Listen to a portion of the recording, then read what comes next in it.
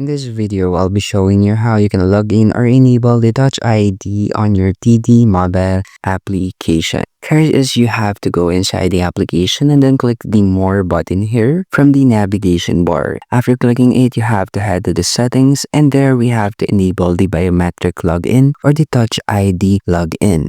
Now click the Touch ID and then you should just open the terms of use to read the terms and condition of this function. Now once done, just close it and then head back to the Touch ID login toggle button. Click this and then you will now see that this is turned on, or you will see this confirmation message that Touch ID for TD Canada.